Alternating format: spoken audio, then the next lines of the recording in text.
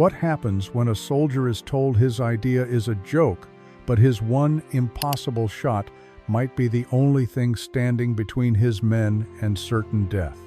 Picture this. Winter 1945, a dead forest in northern France where breath hangs like smoke and every sound is swallowed by snow. The trees stand black and brittle, the sky a leaden slab, and men move like ghosts, half frozen and twice as tired. Somewhere in that silence, a quiet defiance takes root. An idea sneered at around the stove, a makeshift hope that, if it works, will change everything. They push east through a landscape that feels designed to punish them, the US Fourth Infantry Division, grinding toward Germany under a sky as gray and hard as iron. Cold becomes its own enemy. It cracks steel, fogs, lenses, stiffens fingers until they forget how to work, and slowly bleeds the color out of courage. Vehicles groan. Radios cough and die. Men hunch deeper into frozen coats and look for any reason to keep moving, but reasons are thin and morale is dangerously low. And when the frost steals clarity from a scope, those who were meant to see become effectively blind, setting the stage for desperate solutions. For American sharpshooters, the situation is grim. Official sniper scopes are either nowhere to be found, or they've failed the first morning frost glass fogged into an opaque disc, lenses cracked by ice, delicate adjustments frozen solid. A factory-made optic meant to give a man a life-saving inch of sight becomes a useless lump of metal, a crosshair that swims and dies when the temperature drops. Men who train to make a single perfect shot are reduced to guessing at shapes in the white. In a war where vision is survival, they are effectively blind, left squinting toward a horizon full of danger and no clear target. He was Corporal Jack Bighgam, 22, from a flat, hard-scraped patch of Kansas where things get fixed or they stay broken, and Jack learned to fix them. Not a movie hero, no booming speeches. A quiet mechanic with the hands of a watchmaker. Steady, patient, obsessed with tiny tolerances and the way two pieces can be made to fit. In a world of cracked lenses and frozen metal, his fingers remembered softness, the click of gears, the exact whisper of a spring. He kept to himself, but his calm was a kind of confidence. Where others saw ruined gear, he saw an invitation. Jack doesn't see the missing gear as defeat, he sees a blueprint. While the others gripe about frozen supply lines and huddle under oilskins waiting for regulations to catch up, his watchmaker hands are already sketching solutions, turning scarcity into instruction. He thinks in small tolerances and repurposed threads of brass. A broken lens isn't trash, it's a focal point. Where they hear a problem, he hears a puzzle you can take apart and reassemble better than it was. It's not stubbornness so much as curiosity turned practical. Constrained by cold, driven by craft, he waits for night to begin building. Under the cover of darkness, in the relative quiet of the camp, Jack begins to build slow, deliberate, like someone winding a stubborn clock. A corner of a cold tent becomes his workshop, a blanket-draped crate for a workbench, stolen light from a single shielded flashlight, a scatter of salvaged screws and bent springs. He moves with the economy of a watchmaker, listening to the metal, feeling tolerances with fingertips that have fixed more than engines. No fanfare, no permission, just the small, stubborn mechanics of making something that should not exist, piece by patient piece. He pries the ruined microscope open with gloved fingers, coaxing out a primary lens, tiny and flawless, a small circle of clarity in a world of frozen fog. Under the dim tent light, the glass looks like a miracle, cold and sharp against the dull metal, and he holds it like a promise, careful as a watchmaker, because this fragile disc might be the single thing that finally lets him see through the white. He finds a spent German shell casing, and something like a grin flashes across his face. Small, private, with the careful patience of a watchmaker, he cuts and files the brass, holding the metal steady against numb fingers, coaxing it into a perfect tube. Tiny spirals of brass fall away like confetti. The makeshift barrel takes shape, rough, honest, exactly the length his salvaged lens needs. It's ugly, it's right. Night after night, he works in secret. He wraps rags around grinding wheels and files, tucks the scrape of metal under cloth, and lets a single, carefully shielded flashlight be the only flare in the dark. His breath fogs the canvas. His gloved fingers move like a watchmaker's tiny, exact, obsessive turning junk into instruments with the patience of a man repairing time. No fanfare, no witnesses. Each small part he threads together is a quiet, stubborn act of defiance against cold orders and the laughter he can already hear. When his squad mates spot the crude contraption bolted to his Springfield, they don't see ingenuity, they see a scrap heap. Heads tilt, jokes form. In their eyes, it's nothing but junk. Then the laughter starts. They slap each other on the back and christen the rifle the junkyard scope. It becomes a joke, a cheap way to puncture his quiet. Every morning there's a fresh punchline, every night the same smirk proof he's different. Not one of them. The ridicule isn't a single roar, it's a steady drip. Jokes over coffee, a pointed glance in formation, whispers that ride the wind. Jack keeps his head down. He buries himself in parts and plans. Still, the mockery sticks like frost, trailing him back to the tent until his sergeant finally pulls him aside. The sergeant pulled him aside the way someone steers a boat away from rocks, firm, practical, not furious. He studied the crude tube bolted to Jack's rifle and said what every man who keeps a unit alive has to say. That thing isn't regulation, Bighgam. You'll get us all in trouble. It was a warning more than a reprimand, a reminder that improvisation can save lives or cost them depending on who's watching. Jack didn't argue. He heard the worry in the sergeant's voice and the truth in the words, but the look on his face stayed calm, quiet resolve under a folding sky of doubt. He doesn't argue. When the sergeant's warning lands sharp but almost tired, Jack simply nods, takes it in like a measurement, and folds the doubt into his pocket.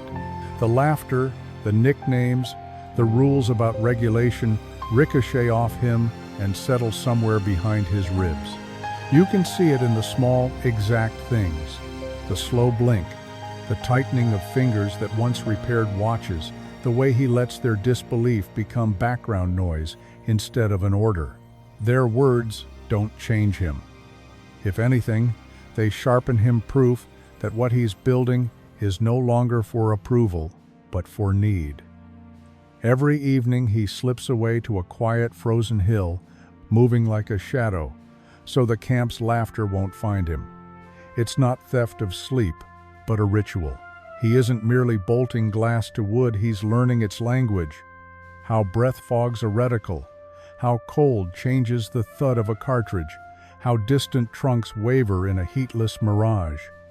He squints through his salvaged lens until the world simplifies to a crosshair and a problem to solve, testing tiny adjustments, whispering measurements into a worn glove, translating frost and wind into numbers he can trust more than any order or sneer. Jack huddles with a palm-sized, damp logbook, the pages dark at the edges from breath and sweat, and writes like a man winding a watch slow, exact, deliberate. Columns of numbers, tiny sketches of crosshairs, notes on windage, distance, and how the cold steals velocity and deepens bullet drop. Little ticks that map 100 small, necessary corrections. He tests a sighting, notes the deviation, adjusts, repeats, until habit becomes muscle memory.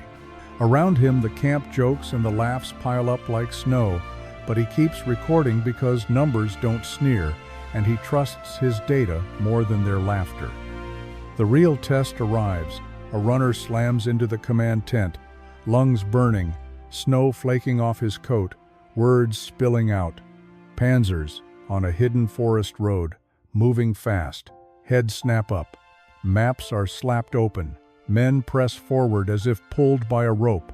In seconds, the tent shifts from routine to fever. This is not scouting. This is a blunt, immediate threat that can wipe out foxholes and plans. They are steel beasts, thick-skinned, low and slow, rolling nightmares on wide metal tracks, and nothing a man in a foxhole carries can make them bleed. Bullets thud and ring off like pebbles on a hull. Rifles, satchel charges, even the tired anti-tank rifles have become cruel jokes against armor designed to shrug off punishment. For the guys huddled in the snow, a Panzer on that road is a sentence. No warning, no coming back. Only the slow certainty of being overrun or burned out. It changes everything. Front lines, plans, the calculus of survival. And it turns every officer into someone searching desperately for a way to stop them. Lieutenant Colonel Harris studies the map like a man watching a fuse burn down. The intel is blunt. Panzers on a hidden forest road, closing fast. There are no nearby guns that can stop them. There is no time to wait for reinforcements. What Harris needs isn't steel or orders, it's a ghost. A pair of eyes that can slip close, stay invisible, and strike at a single, vulnerable point that will unravel the whole attack. It's a desperate, lopsided gamble on stealth and cunning. He knows it could fail. He also knows failure means foxholes turned into graves. Harris reads the intelligence and remembers the rumors with the quiet kid with the homemade scope. There's no room for pride now. It's a long shot. A desperate gamble. But it's the only option left. He doesn't argue or debate. He snaps orders, drags a map forward, points to a thin line of road and says, "Find him." A runner vanishes into the cold toward Jack's tent. In the cramped command tent, Harris doesn't bother with where the scope came from. There's no time for questions about parts or pride. He unrolls a map, jabs a finger at a thin gray line cutting through the trees, and says, "Only what matters. Can you get there? Can you see them?" The room presses in, every face waiting for an answer that will either buy them a chance or write them off. Jack looks at the map, at the distance, at the silence of expectation, and nods once, steady and small. "Yes, sir." It's not bravado. It's the quiet acceptance of a man who has already done the work. It's a solo mission. Jack slips away under a moonless sky, a black smudge against the white, the snow swallowing his steps, while his breath fogs and vanishes. Every tree is a sentry. He moves like a rumor, silent, deliberate, because there's no backup, no second chance. He carries only a Springfield, a battered logbook, and the weight of 100 skeptical voices. He carries only his Springfield rifle, the familiar heft of cold steel against his palm. A small logbook is tucked inside his jacket pages, smudged with graphite, neat tables of windage and drop, the careful math that turns guesswork into promise. More than gear, it is proof. Proof he thinks in distances, not insults. But there's another load. No canvas can bear the echo of 100 laughs, the sergeant's warning, the private doubts that sit like ice in his chest. He pulls the stock tight, closes his hand around the logbook, and melts into the trees, moving as quietly as the snow. Jack moves through the woods with practiced silence, every step measured as if the snow itself might denounce him. Each crunch is a question. Each shadow could be a shoulder, a rifle, a life. He slides between trunks, breath a white thread, eyes hunting silhouettes at the edge of moonlight. The enemy isn't distant, it's threaded through the trees. patient and listening. He finds the perch, a frozen, snow-scoured ridge that looks down on the narrow forest road like a raised eyebrow. From here he can watch every wheel track, every shadow where a tank might appear, but there's nothing to hide behind. The ridge is exposed, a white spine against dark trees. He drops prone, feeling the cold bite through his layers, the scope a small, hopeful window, clear line of sight, zero cover. He breathes, measures, and gets to work. He worked quickly, each motion economical. Jack dug with gloved hands, scooping and packing snow until a low hollow took shape, a shallow bowl with a lip to hide flash and silhouette. He banked loose powder against the downhill face, tucked a broken branch across the rim, and patted the crust until the hide read as hills and wind-blown drifts. He rested the rifle across his knees, its barrel a black seam, and arranged his body to disappear into the contour. Sound was a threat. He padded the stock with scrap cloth, kept movements small, practiced a breathing pattern until it felt mechanical. Then he waited, and he waits. The first hour creeps by. The cold is a thief, stealing feeling and leaving a relentless, gnawing ache that lives in his bones. His fingers, trained on delicate gears, go numb around the rifle stock. Breath fogs the glass and then fades. Snow flattens sound until the world is a white pinhole in silence. He doesn't move. He doesn't think grand thoughts. He counts breaths, tight and slow hold. Aim. Hold again, because waiting has become the job. 2 hours. The world is reduced to the circular view through his strange, handcrafted lens, a porthole to a frozen kingdom where sound is swallowed and time stutters. He watches through etched crosshairs, mapping the long, invisible math of wind and drop. His breath fogs the glass for a heartbeat. He stills, every muscle a held wire. Silence hangs heavy, punctured only by distant, rumbling artillery that says the clock is still running. 3 hours in, and Jack's body is protesting in every language it knows: numb fingers, aching joints, a hunger to move, just to feel warmth. He doesn't. He holds himself like a carved statue, eyes locked on that small circular world through his makeshift scope, breath shallow so the fog won't betray him. One tiny twitch would be a signal. One tiny twitch could undo everything. 4 hours. The cold has a rhythm now, an ache that thumps in his teeth and crawls under his skin, but bigger is the quiet voice inside that starts to whisper, what if it's wrong? What if the maps lie and the whole night has been a frozen vigil for nothing? He feels the old laughter from camp, the junkyard scope jokes, like small pebbles rolling across his ribs. He looks at the dark horizon, and then at his gloved hands, the logbook tucked against his chest, the tiny calibrated marks he trusts more than anyone else. Doubt nudges him, patient and smart. But so does habit. He breathes, tightens his grip, and decides 1 more hour, 1 more heartbeat. 5 hours. The pounding in his chest is as loud as the distant guns, each beat a metronome counting down hope. Every muscle aches. His fingers are icicles around the rifle. His breath, a white ribbon that fogs the lens and could betray him. Sleep yawns like a mouth at the edge of his vision. Exhaustion presses behind his eyes, and the old laughter of his squad sharp, childish threads through his thoughts, a chorus of doubt. He bats it away the only way he knows: slow, deliberate breathing, a pinched focus on the logbook numbers, and a stubborn refusal to move until the world gives him a sign. Nearly 6 hours have passed.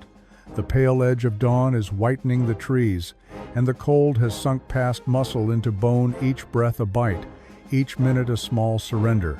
Jack's world has shrunk to the black circle of his scope and the damp smudge of his own doubt. Fingers that once balanced tiny gears now tremble, cramped and raw. His logbook is closed on his lap, his meticulous numbers feeling suddenly futile. The laughter of his squad, the sergeant's warning it's all a hollow soundtrack to a failed vigil. He begins to ease his cheek from the stock, ready to accept the long walk back. Then a sound, a low, rolling rumble under the snow, like thunder pressed thin, steel on ice. The sharp clatter of tank treads biting the frozen road. Jack's breath stops, his heart slams against his ribs. 6 hours of waiting compress into a single, electric instant as he peels his eyes toward the pale horizon, every nerve braced to see what emerges. From the pre-dawn gloom, a silhouette slides into view. A Panzer IV, hulking and low, its steel skin matte in the dim light. Treads whisper over frozen ground as the long cannon juts forward like a dark spear. For a moment, everything narrows to that shape, a living, breathing threat, and Jack realizes the impossible shot is suddenly, terrifyingly real. The Panzer grinds to a halt directly in his kill zone, a hulking silhouette frozen against the pale horizon. Its engine idles, a low mechanical breath, exhaust pluming white into the cold like a signal. Metal sings softly as treads settle. For a heartbeat, the world narrows to that stalled steel. Every instinct tells him this is the moment. A hatch clangs open, metal complaining in the cold. A German crewman hauls himself out, shoulders unhurried, breath a small cloud in the gray dawn. He carries a dented jerry can like it's just another chore, relaxed, almost casual, unaware how exposed he is on the engine deck. The tank hisses and idles behind him, helpless to what's coming. He moves to the external rack on the engine deck, jerry can swinging, casual as a man topping off a tractor, not a threat. They pry a fuel cap, pull out the hose, lean over hot metal, utterly exposed. Tank armor is a fortress, but fuel is a soft underbelly. This is the moment. Jack ranges the target, 1,200 yards. The number hits him like a physical blow, sharp, uncompromising, the kind of math that steals your breath in the cold. At that distance, an open-sighted Springfield is a whisper against steel. The crosshairs in his homemade tube suddenly feel laughably small. He pictures wind vectors, bullet drop, the way frost steals a millimeter of clarity, and for a beat the whole operation seems absurd.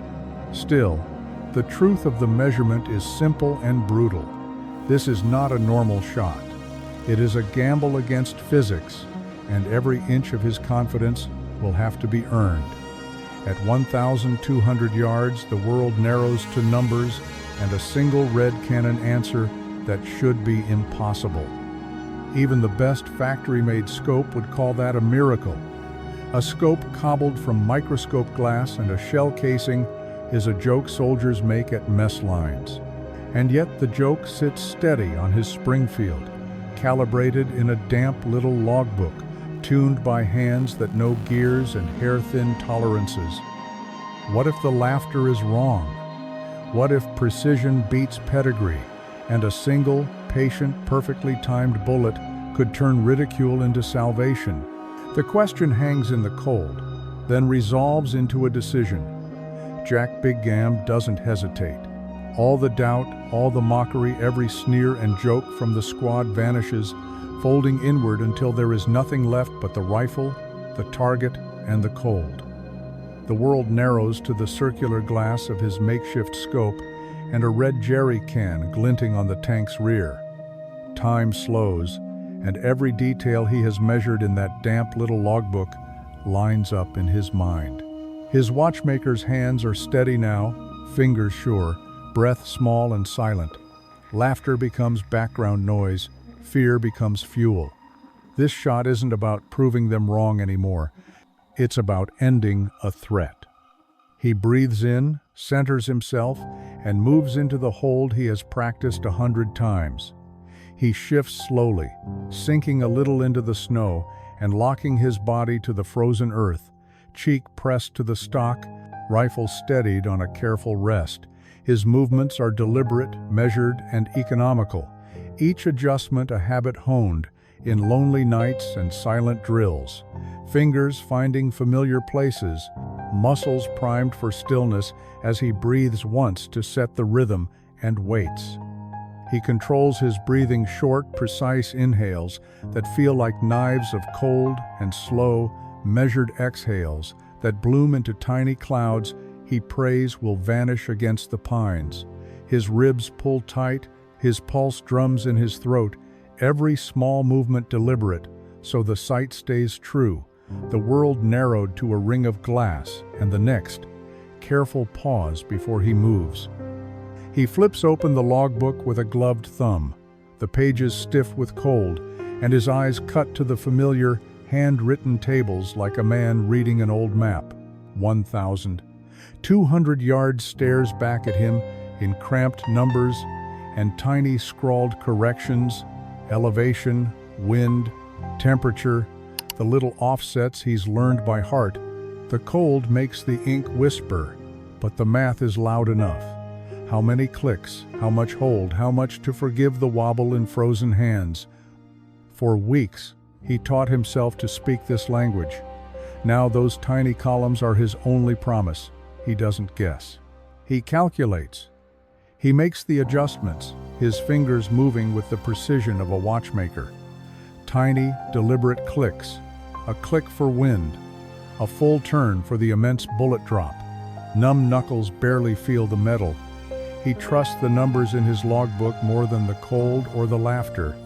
Each small motion tightens the moment until there's nothing left but the shot. The crosshairs, etched by his own hand, settle on the red jerry can, tiny, ridiculous against the Panzer's armored bulk. For a heartbeat, Jack measures the geometry. A pinpoint of flaking paint, a strip of shadow, a target that, by all accounts, should mean nothing. He tastes the cold, counts the clicks in his head, and lets every scrap of makeshift work toward that small, desperate dot. He exhales slowly, letting the air leave until the natural respiratory pause, no breath to fog the sight, no twitch to betray him. For one suspended heartbeat, the world narrows to crosshairs and cold, and everything stops.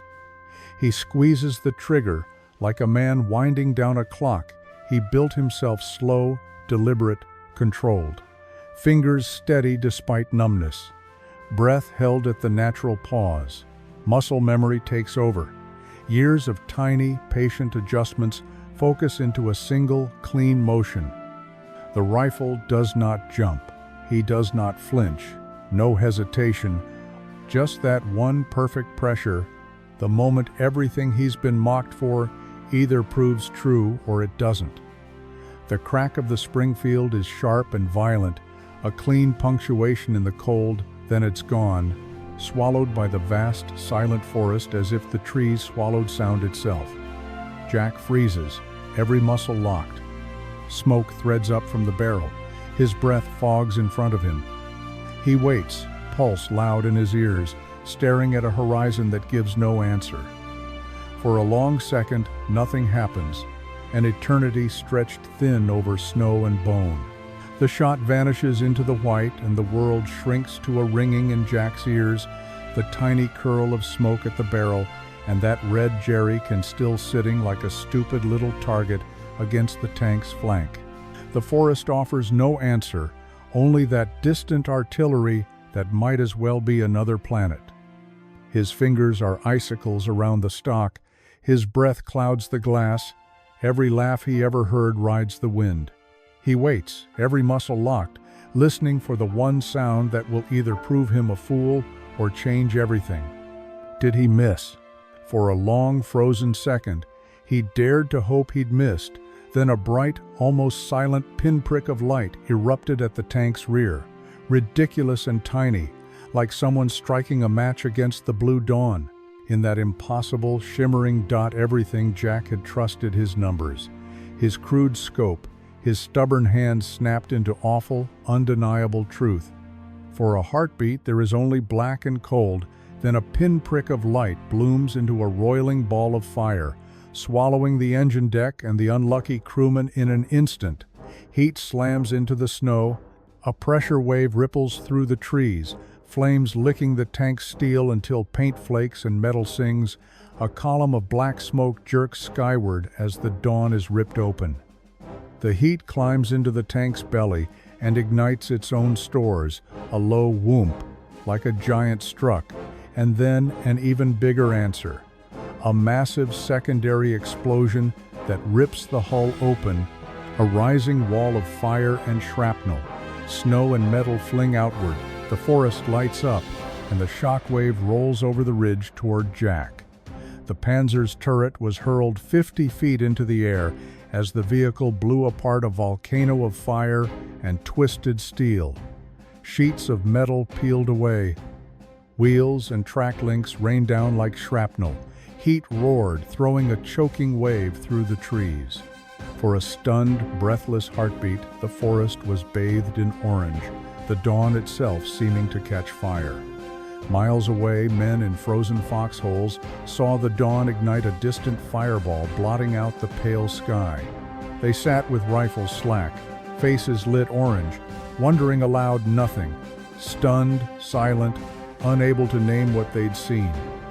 Back at base, the men who'd laughed at Jack's crude little scope stand frozen, faces turned to the smoke-lit dawn as if trying to will sense into what they saw.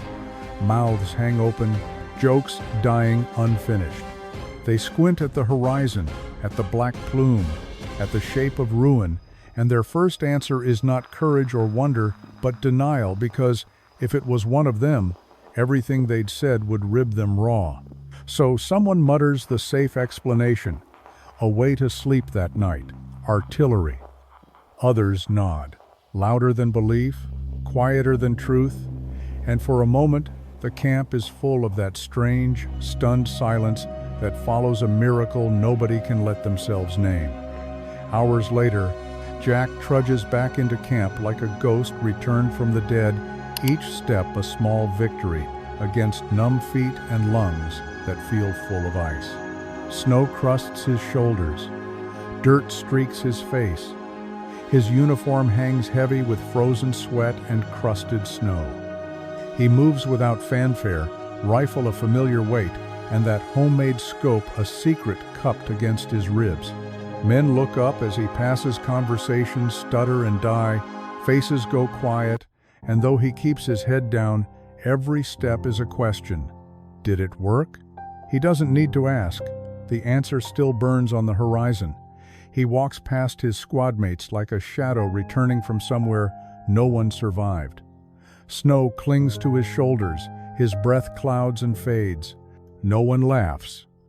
The easy jokes die in their throats, erased by the light they saw at dawn, a fireball that rewrote whatever stories they'd told about him. Their faces are small, careful, complicated now. Surprise, a little fear, respect beginning to edge the mockery out. They don't clap, they don't shout, they don't need to. He feels their silence as weight and as currency, a new kind of acceptance bought with smoke and steel. He keeps walking. The laughter is gone, evaporated by that flare of fire at dawn, and what replaces it isn't cheering, but a quiet, profound, almost fearful respect. Men stop mid-task, mugs hover at their lips, a cigarette dies in a clenched hand, and even the usual banter dies with it. No words are needed. They don't clap him on the back or shout his name. They simply watch him pass, eyes tracking the rifle slung over his shoulder as if it might still smoke, brows drawn tight with a new understanding. For the first time, their doubt has a shape, and it follows him back into camp. Later that day, Allied signal teams pulled German chatter out of the static, short, frantic bursts that left no room for polite doubt. A single, impossibly precise shot had just wrecked a Panzer, set its engine deck ablaze, and blown the crew apart. Their own voices tried to make sense of it. Motor hit, engine fire, no direct fire from infantry, as if recasting a rifle's miracle into artillery or some cosmic fluke. For the men in camp, that intercepted traffic was the hard proof they'd been avoiding. The unknown shot was real, and the quiet kid with the junkyard scope had done what everyone said couldn't be done. Across the enemy airwaves, a single frantic theme pulses: chaos. Their neat plan for a counterattack has unraveled, troops stalled, reserves rerouted, radios full of shouted questions with no answers. Intercepted reports claim a high-angle artillery shell, a freak strike from nowhere. The idea that a lone rifle could reach out and blow apart a Panzer at that distance doesn't compute. Confusion spreads from the front to the staff. Officers argue, signals scramble, morale tightens into something raw and brittle. For a few critical hours, the Germans are scrambling to explain the impossible, and back at headquarters, that electrical hum of disbelief will draw curious eyes to one unlikely corporal. They call Jack into the command tent. The room is warmer than the ridge had been, but something colder waits in the air: attention. Lieutenant Colonel Harris doesn't bark orders or throw congratulations. He studies Jack the way a watchmaker studies a watch: slow, precise, measuring every scar and movement. The men who used to laugh look away. In that small circle, Bighgam stops being just Corporal Jack and becomes a calculated problem solver, a dangerous resource, a man who bent chance into a weapon. Harris reaches for the rifle not to accuse, but to learn. The silence is the loudest kind of respect. They don't see a tinkerer anymore. They see a genius. Men who yesterday shoved him aside now reach for his rifle as if it were a relic, as if the crude tube and its crooked crosshairs could answer all the questions they hadn't thought to ask. Hands that mocked the contraption now turn it over gently, wipe away snow and oil, peer through the salvaged lens, trace the filed brass where a spent shell became a barrel, and fall quiet. Even Harris, who called him in like a last resort, looks at Jack with something close to disbelief and a dawning, respectful idea of what this quiet kid just proved. They swarm his rifle like students around a miracle, fingers tracing the crude brass tube while officers scribble on dog-eared pads. But the questions are not about parts, they are about thinking. How he measures wind with a whisper, how he reads snow to judge distance, how he turned a broken lens into a horizon. Harris leans in and says the words that change everything: teach us, not just marksmanship, but a way of seeing patience as a weapon, improvisation as doctrine, the quiet math of survival. Jack answers with a slow nod, and the camp that mocked him begins to learn. Jack's shot didn't explode into headlines so much as into a hush, a quiet legend passed from foxhole to briefing room. What began as a lone act of defiance against the enemy, the cold, and the uniform ways of thinking spread fast. Officers took notes, sergeants nudged recruits toward Jack's methods, and skeptical men replayed the image of that fireball until doubt burned away. It shifted how they taught marksmanship and how they looked for answers on the front lines. A small, stubborn invention, proving that a single, precise choice can ripple through an army and change the rules of a fight. Jack's name drifted into campfire talk until the laughter softened and a different word took its place: lesson.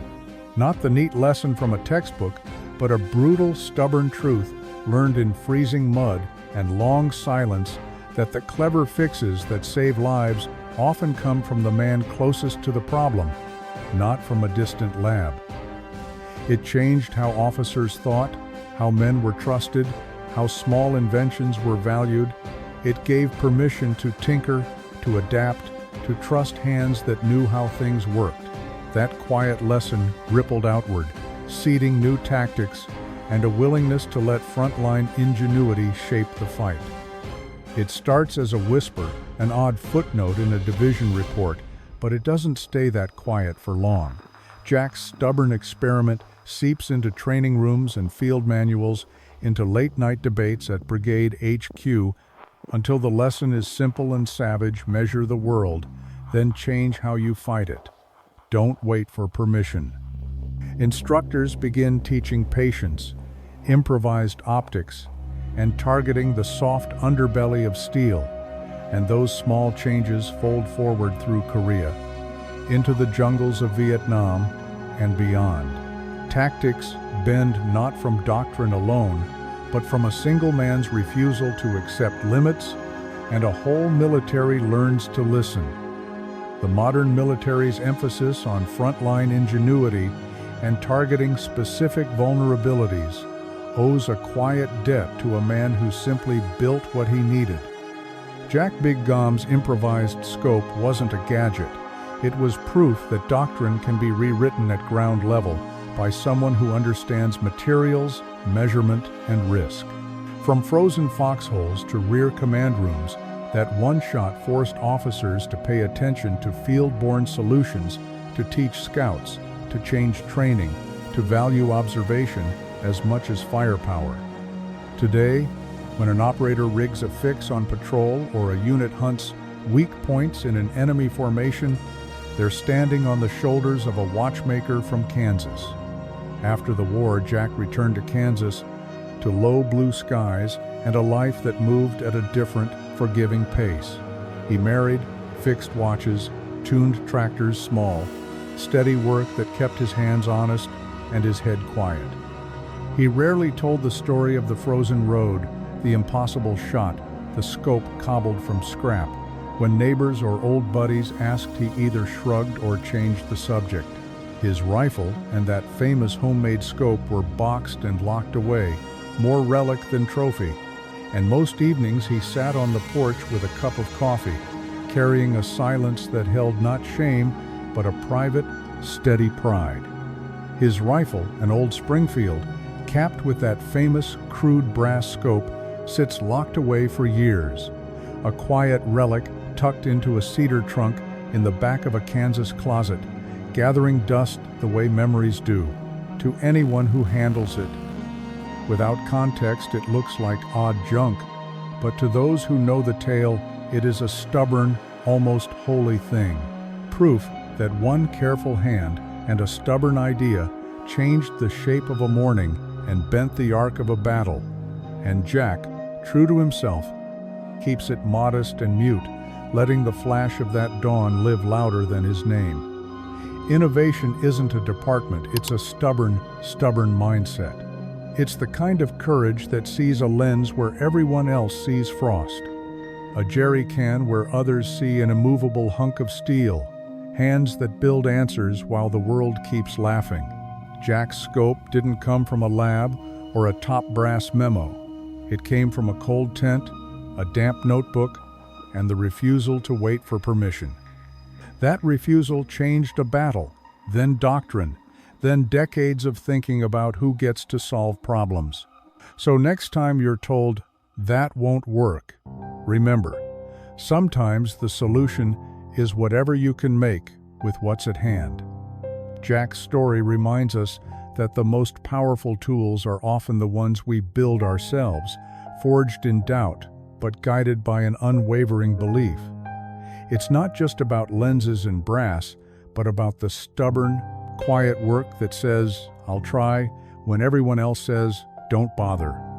He stayed up in a frozen tent, filing and measuring by a single flashlight, trusting his hands more than the laughter around him, and that small, private faith turned into a moment that changed a battle and how people thought about problems, granting permission, quietly, to anyone willing to invent their own way forward. What part of Jack Bigham's story hits you hardest? The way they laughed at him, the silence that fell after that impossible shot, or the quiet legacy he never wanted? Imagine building in a foxhole, fingers numb, trusting a notebook more than a patrol's approval. Picture that flash over the trees and how a single stubborn idea rewrote a plan. If you stopped waiting for permission, what would you make? This isn't just history, it's a nudge. Share this if you know someone with a homemade scope inside them, because sometimes the smallest, craziest inventions are the ones that change everything.